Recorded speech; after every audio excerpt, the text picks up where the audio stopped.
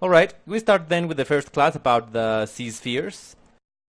Focused on bipeds, in this particular case on people, basically human beings, with 2 legs.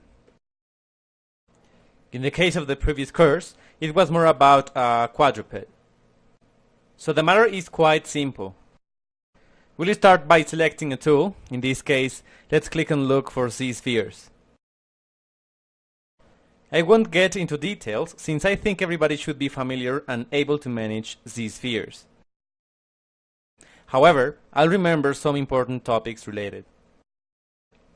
On this part, we'll be covering what regards the legs. We'll make progress as fast as possible, explaining some important topics throughout the whole process.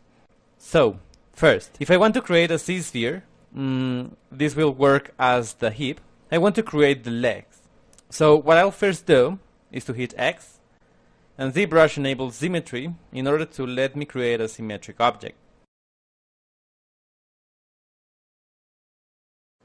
I'll proceed to click and drag, like so, and by hitting W, I have the quick access to move.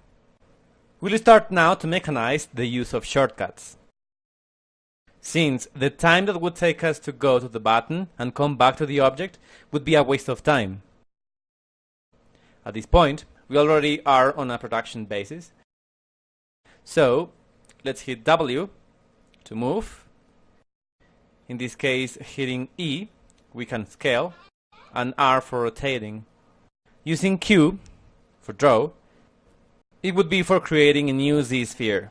So I just go to this portion down here, where I want to create it, like so, with a similar size more or less. In this case, what I'm making is the femur. For the femur, in this case, I'm creating 2 Z-spheres. This would be the knee. This is not so relative on our final result.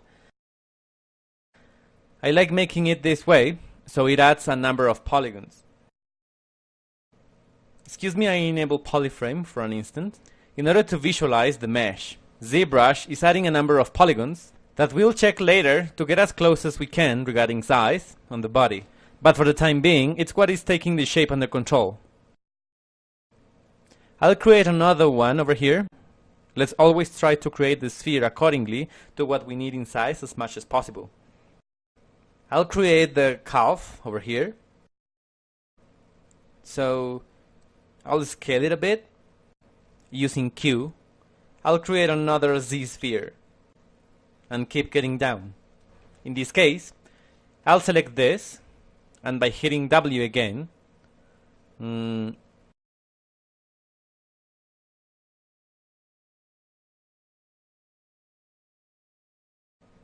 recommendations. Obviously, well, probably not that obvious, but it's quite important. For us to work with a graphic tablet, generally speaking, using an Intuos, well, in this case I'm working using an Intuos, but actually on ZBrush, I haven't noticed such a big difference, at least on a first process. It's not so different to work with a Wacom Intuos or Cintiq. I have a Bamboo tablet, also an Intuos. The Bamboo costs $50, the Intuos costs $500, and I haven't noticed a great difference in ZBrush. I have noticed a difference when it comes to illustration or anything similar, like in Photoshop or that sort of software. But in this case, I haven't noticed a difference. So if you don't have a tablet and you want to purchase one, you can start with a cheap tablet for $30 or $50. It'll work perfectly. Using the mouse, it'll get difficult at certain point. So it's important to keep that in mind. Alright, right now, I'll go to the right side, over Adaptive Skin, and I'll hit Preview. Let's remember its shortcut is A. I'll decrease the density to 1. I'd like to handle a few polygons. And I'll adjust this little bone over here. I simply move it, and ZBrush adjusts the mesh automatically. That's why it is called Adaptive Skin, like an adjustable skin. With this first class already for the creation of the legs, then we'll proceed on the next class with the torso and arms.